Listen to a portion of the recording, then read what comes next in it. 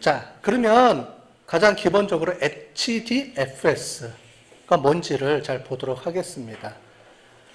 여기 아까 전에 계속 말씀드린 대로 분산 파일 저장 시스템이에요. 분산 파일 저장 시스템.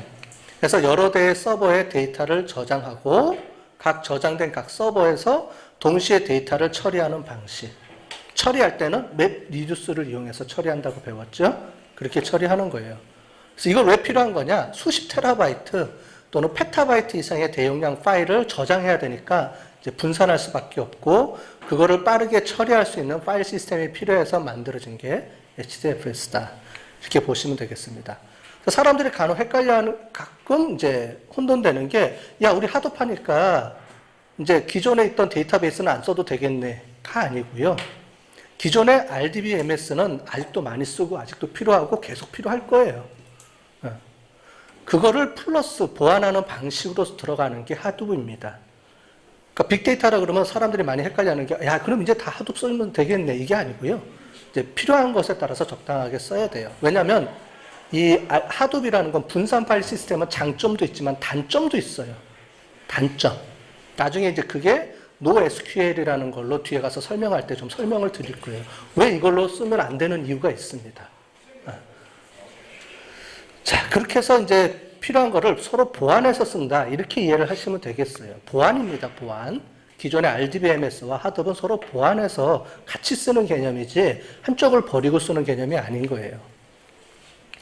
그래서 트랜잭션이나 무결성을 보장하는 데이터 처리, 즉 은행이라든가 실시간으로 우리가 움직이는 운영해야 되잖아요. 여러분들 우리가 학생들 관리해야 되고 이럴 때 쓸 때는 하둡을 쓰면 안 되고요. 이럴 때는 기존의 RDBMS를 계속 쓰고 그거를 데이터를 모아다가 우리가 데이터 웨어하우스 개념을 배웠죠? 그렇게 땡겨서 쓸 때 필요한 게 이제 하둡이라는 거예요. 하둡이라는 걸로 이제 분석하거나 이럴 때 쓰는 겁니다. 그러니까 실제로 운영할 때는 RDBMS를 계속 써야 돼요. 왜냐하면 여러 가지 그 분산 데이터베이스라는 거에 단점이 있거든요. 그래서 나중에 이제 트라이앵글이라고 그래서 CAP 모형이라는 게 이제 이론적으로 나옵니다. 다음에 설명드릴 거예요. 캡 이론에 대해서. 그러면 왜 이게 RDBMS는 왜 이걸 써야 되고 이걸 써야 되는지를 이해를 하실 텐데 그 중에 이제 대표적인 게 현재 운영하는 시스템, 은행이라든가 아니면 우리 학교라든가 이런 데서는 기본적으로 RDBMS를 계속 써야 되고 기업에서 계속 이제 돌아가야 되니까 데이터들이 계속 돌아갈 때는 RDBMS를 쓰고 그거를 가져다가 이제 분석하거나 이럴 때 쓰는 게 하둡이라는 거예요. 네. 그렇게 이해를 하시면 되겠습니다.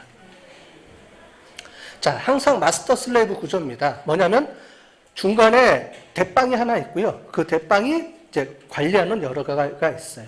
근데 우리가 맵 리듀스라는 것하고 HDFS 두 가지가 있다 그랬죠. 하나는 파일 저장하는 거고 하나는 거기서 데이터를 끄집어 갖고 오는 두 가지가 있는데 두 가지 다 같은 개념으로 써요. 마스터라는 게 하나 있고 슬래브가 있어요. 근데 HDFS에서는 네임 노드라는 컴퓨터하고 서버하고 데이터 노드라는 서버가 이렇게 그러니까 컴퓨터들이 클러스터 컴퓨터들이 이렇게 구분된다.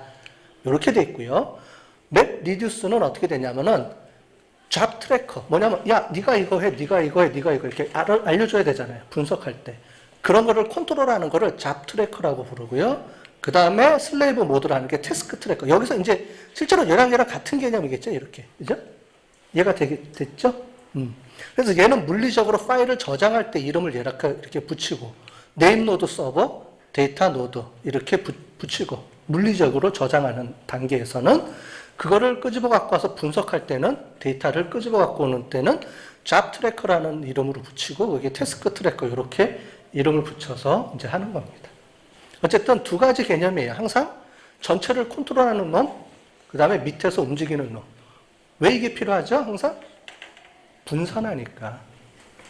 자, 제가 있어야지 컨트롤이 되죠. 야, 너는 이거 해, 너는 이거 해, 너는 이 파일을 저장했다가 이렇게 분석해.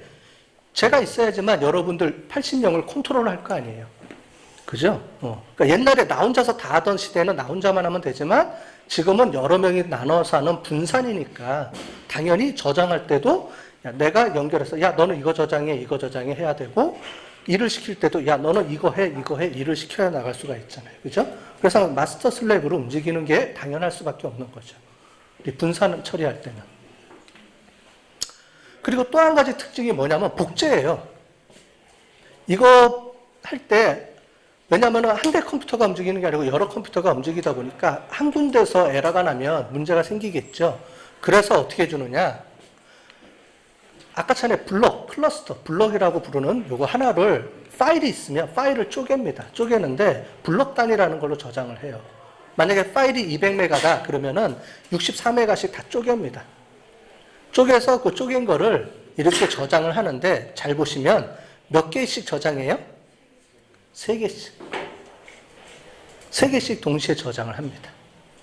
됐죠? 요렇게 3개, 3개, 3개. 나머지는 이제 요것도 요렇게 따로 저장을 하고. 이렇게 3개씩, 3개씩, 3개씩 따로 저장을 하는데 꼭 3개만 저장해요? 아닙니다. 나는 5개 저장하고 싶어요. 그럼 세팅하는 거예요. 어디다가? 마스터. 아까 전에 네임 노드라는 곳에다가 내가 세팅을 할 수가 있어요. 야, 난 5개씩 저장해줘. 나는, 근데 기본적으로 3개는 기본, 디폴트예요. 3개씩은 따로 저장해서 혹시 다른 쪽에 문제가 생기면, 야, 잠깐 다른 거 여기서 갖고 와. 이렇게 오겠죠. 그래서 실제로 얘는 수정하는 거는 거의 없어요. 왜냐면 읽어 갖고 오는 거예요. 그래서 아까 전에 RDBMS처럼 데이터를 수정하거나 이런 게 아니고 분석하는 거니까 기존에 있던 걸 그냥 갖다가만 갖고 와서 분석할 때만 써요. 왜냐하면 이렇게 따로따로 저장했는데 한쪽만 수정하기가 어렵죠? 그죠? 당연히. 그래서 이 하둡 시스템은 실제로 운영계 시스템에서 쓰는 게 아니고 분석하기 위해서 나중에 이때 쓰는 거예요. 데이터를 쭉 모아놓고 수정하지 않고 그냥 그 데이터를 통째로 갖다가 쓸 때 쓰는 방법입니다. 하둡은. 좀 더 구체적으로 좀 그림하고 선을 좀 쓸 때 보이는 거예요. 그래서 여러분들이 지금 교재가 없기 때문에 제가 일일이 이런 걸 다 구체적으로 좀 뽑아서 넣는 거니까 같은 내용이 좀 반복되더라도 이렇게 보시면 좋겠어요. 같이. 그래서 여기 색깔이 있는 게 이제 데이터예요. 아까 전에 보는 것처럼 초록색이다. 그러면 초록색이 하나, 2개, 3개 이렇게 들어가 있죠. 아까 전에 같은 개념을 다시 그림으로 해서 전체적으로 표현해 놓은 겁니다. 그래서 워킹 노드, 이제 네임 노드 여기 있죠. 이렇게 돼 있고요. 요 각각이 데이터 노드입니다. 됐죠? 이렇게 물리적으로 저장되는 거. 그래서 64K로 저장하고 3개씩 저장된다. 그래서 네임 노드에 보면은 그 기능이 있어요. 마스터, 대빵이니까 대빵은 뭘 하느냐? 메타데이터를 관리해요.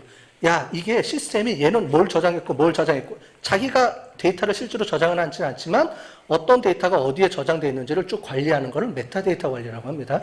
쭉 관리하고 있고요. 두 번째, 각각의 데이터 모니터링이 있는데 여기 보면은 하트, 이게 또 잘못됐지? 하드비트가 아니고 하트비트예요. 하트비트.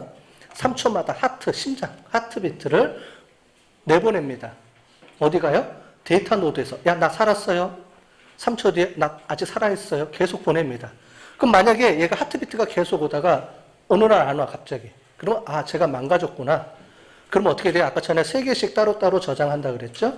그러면은 1번이 아니고 3번에서 갖고 와서 그 데이터를 갖고 오게끔 하고, 이제 그거를 이제 데이터 관리하는 사람은 계속 관리하면서 이제 다시 바꿔주고 하겠죠. 그렇게 해주는 거예요. 그 다음에 이제 블록 관리. 이렇게 돼 있으면 이제 장애가 생기면 그걸 새로운 또 옮겨지고, 그 다음에 용량이 부족하면 계속 다른 데이터 노드로 계속 확장해서 나가는, 스케일 아웃을 계속 해나가는 거죠. 이제 그런 겁니다. 데이터 노드는 말 그대로 그냥 야, 너 이거 저장해. 그러면 저장해 놓는 컴퓨터를 데이터 노드라고 부릅니다. 이 두 가지예요. 위에 게 마스터고요. 밑에 게 슬레이브. 이런 개념으로 움직인다. 이렇게 보시면 되겠습니다.